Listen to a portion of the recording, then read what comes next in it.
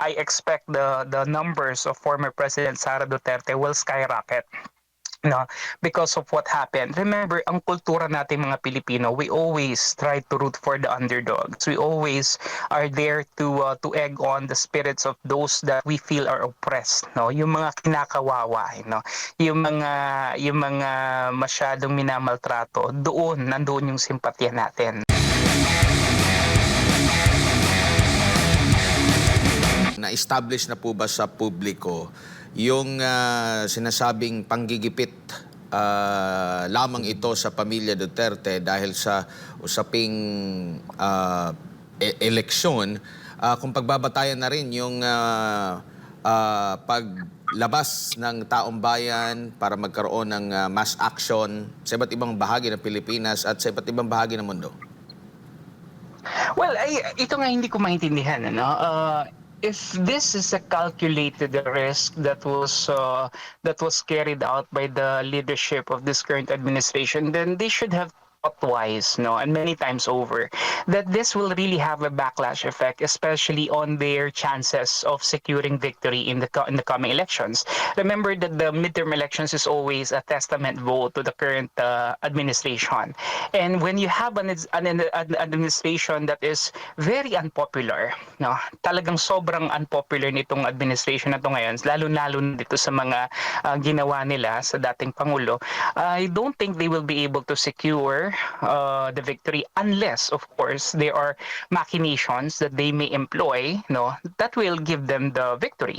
Okay? So yun yung hindi ko maintindihan, ano, if it is really for the elections, then they should have understood that the president, I mean the former president, still enjoys a relatively high level of public support and popularity, and that they should not have done this, at least at the very least, ano, bago sana yung election, para hindi na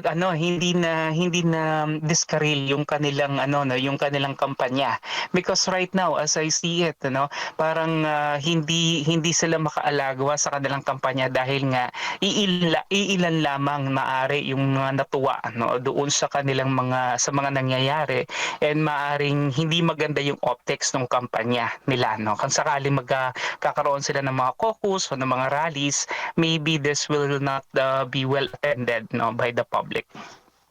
Ang kakaiba po nito, talagang pagkukusa ng taong bayan, yung magtipon-tipon sa iba't ibang lugar, iba't ibang klase ng aktibidad, may prayer vigil, may solidarity walk, meron pang motorcade. Hindi ito kagaya ng mga pagtitipon na organized ng maka-administrasyon na kailangan pang magkaroon ng ayudahan o pagbibigay ng tulong para matipon po yung mga tao, Prof.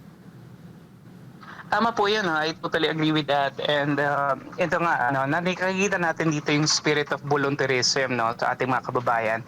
And not only volunteerism, pero nandun yung wholehearted support, at nandun yung outpouring of love and admiration for what the president has done. And if you're going to look at it, from, let's say, if you're a foreigner, okay, and ito nga, may kinakaharap na ganitong mga kaso ang Pangulo, maliwanag yung impression na gusto nating pakita, that despite of all these allegations na may ginawang masama ang dating Pangulo, pero taliwas ito sa nakikita, sa nararamdaman at nararanasan natin ngayon, that nandoon yung pagbuhos ng pagmamahal para sa mga nagawa niya sa bayan. So I think it will definitely negate, whatever the international media or even some of the local media is trying to project, with regards to what the president has done. And ito nga yung mga pinoproject nila na mga mali na ginawa ng dating Pangulo. Taliwas ito sa nakikita natin ngayon, kasi kung may mali at marami siyang kamalian na nagawa ng kanyang administration, pero bakit ganon yung pagbibigay ng pagmamahal sa kanya ng taong bayan? So mukhang hindi hindi tumutugma yung naratibo ng mga kalaban ng ating dating Pangulo doon sa nangyayari talaga doon sa ground.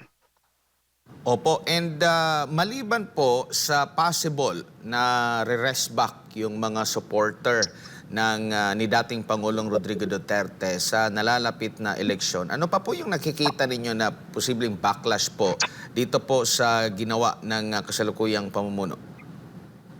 Well, we're trying to also see, no, maaring magkaroon tayo ng mga patuloy pa ng mga mass actions, and then maaring we don't know, no, we don't know how this will escalate, and what kind or level ng critical mass magkakaroon tayo. Pero that's actually one, ano. And secondly, siguro this will have to have a reflection in the 2028 elections, no. Nakita naman natin that and I hope that this will be seen in the forthcoming surveys, no, and how I expect the numbers of former President Sara Duterte will skyrocket, no, because of what happened. Remember, ang kultura natin mga Pilipino, we always try to root for the underdogs. We always are there to egg on the spirits of those that we feel are oppressed, no, yung mga kinakawawa, no, yung mga masyadong minamaltrato, nandoon yung simpatya natin, no. So I know that this thing that happened right now, itong oppressive move na ito na ginawa ng liderato ng ating pamahalaan, will definitely have some kind of traction, and mararamdaman natin ito, I believe, not only in these elections but more so in the 2028 elections. Opo, and maalala po natin sa naging pahayag po ni Senador Bato de la Rosa, kasi nirecall niya na nagkausap sila noon ni dating or ni Bongbong Marcos Jr. at pinangako nito na hindi kailanman papayagan na makapasok or kikilalanin ang ICC kasi baka mangyari din sa kanya. No, yun yung sinabi po ni Senador Ronald Bato de la Rosa. May posibilidad ba na mangyari din ito sa kay Marcos Jr.? Well, definitely, no? Maaari rin naman mangyari to sa kanya. Yun nga, yung gulong naman ng ating politika ay hindi naman talaga panghabang buhay, no? Minsan nasa taas, minsan nasa baba, no? And I believe that the day of reckoning will also come, and kung talagang may mga kamalian siya, no, at may talagang mga irregularidad na nagawa, definitely later on, maybe after his administration, cases could actually be filed, and that is something na we as a democratic country could actually do, no, na sana ginawa natin dito kay Pangulong Duterte, no, na nakita natin sana kung paano gagalaw yung ating mga institutions, kasi nga you see even in the Senate hearings, no, maliwanag naman ang sinasabi niya, 'di ba, na siya yung may pananagutan, he takes utmost responsibility for it, and I really don't understand why they did not bother to file cases, no. And if they did so, I think the ICC, by virtue of its complementary principle, would no longer try to meddle with our domestic affairs. Pero yun nga, maaaring parte rin ito, no, ng kanilang grand design, no, na hindi sila nag-file ng mga kaso laban sa Pangulong Duterte para yung ICC ang manghihimasok sa atin, which again, like I said, is a blatant disrespect to our sovereignty. May nakikita po ba kayong parang maganda or ikinabuti ng ma-brought up sa ICC si dating Pangulong Rodrigo Duterte? Lalo na yung mga sinasabing panggigipit nga ng pamahalaan, mga censorship ng pamahalaan, sa kalaban ng politika, nandun yung power tripping.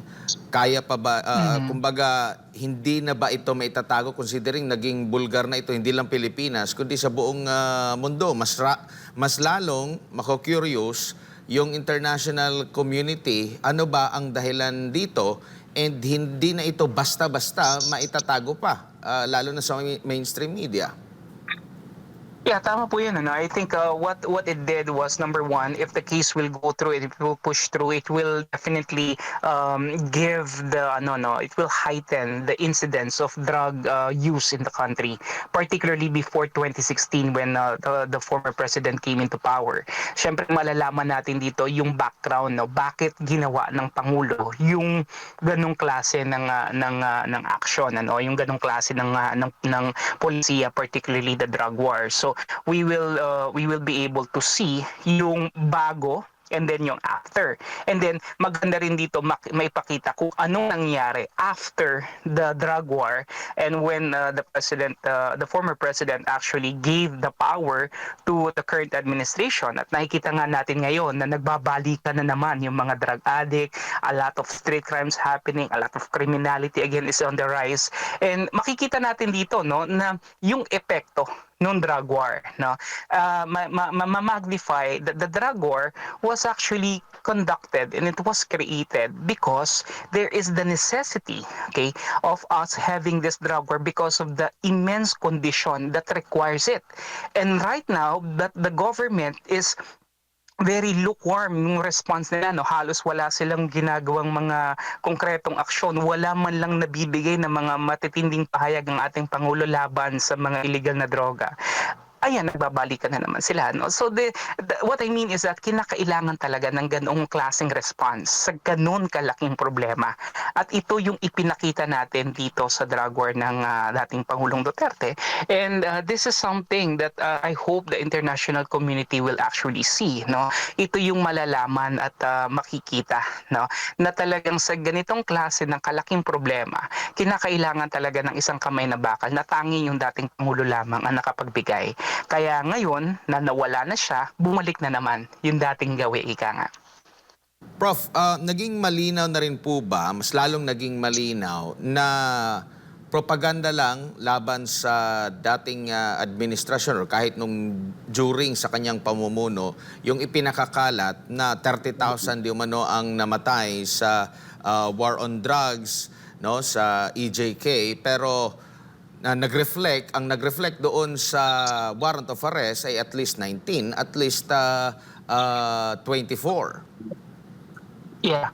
I think this is just siguro yung para sa kanila, no, yung parang starting premise lang naman nito, no, yung mga fully verified cases, I believe. Pero definitely as the case will drag on, and I think meron tayong 6-month window, no, to September 23, madadagdagan ito, no. Syempre they will have to solidify yung kanilang claim para talaga makapag-prosecute, no. So definitely madadagdagan ito later on. But I hope and I believe naman that the legal team of the former president is ready, no, with their defense, and that I believe there will be ample time for them to present specific positions and specific considerations that will merit acquittal on the part of the former president.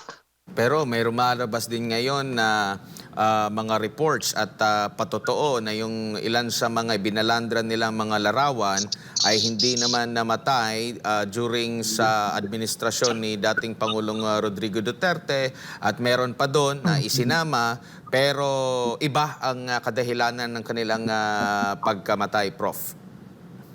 And this is something that I really don't understand with this current administration. And alam niyo ang pagkakaiba kasi nung 1986, no, tsaka ngayon, is that there is this immense power of the social media, no.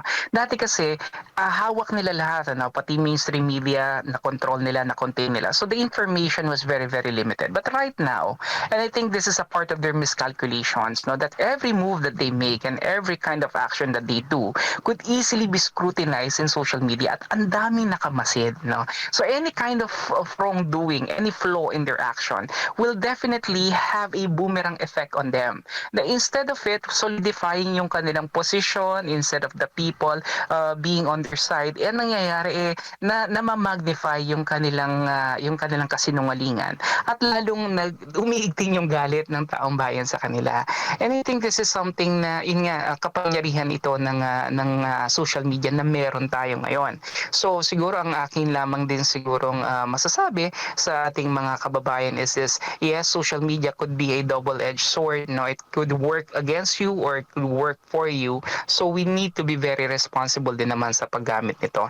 At for the administration, I hope that they will be very considerate din naman dito sa kanilang mga ginagawa, lalong-lalo na sa social media, kasi ang daming nakamasid at ang daming nakatingin. For every wrong move that they will do, it will definitely be magnified by the public. Ang kapansin-pansin lang, pag sinasabi nilang fake news at laban sa gobyerno, ang bilis nilang mag-react at nandun agad yung magsasampa ng kaso. Pero mga kagaya nito na mga issue ay hindi naman po agad-agad nila binibigyan ng komento, Prof. Well, definitely, unang-una, ito ay malaking kahihiyan para sa kanila. No? Sampal sa mukha nila to. So rather than give attention to it, they will just simply let it fade away. No? Pero yun nga, lagi kong sinasabi, iba talaga yung tinitingnan sa tinititigan. Ano? Meron at meron tayong mga elemento ng sabihin natin hindi pagkakaintindihan o hindi pagkakaunawaan. At marami tayong hindi naintindihan sa ginagawa ng ating pamahalaan ngayon na tanging sila lamang ang makakaunawa dahil nasa kanila ang poder, nasa kanilang kapangyarihan, nasa kanila ang resources.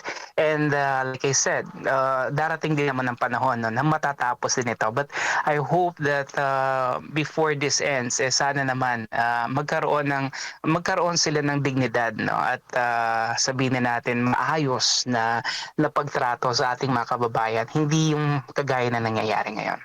Opo. Prof, maraming salamat po sa inyo pong oras at sa pagbibigay po ninyo ng impormasyon ngayong umaga. Sa uulitin po, mabuhay po kayo.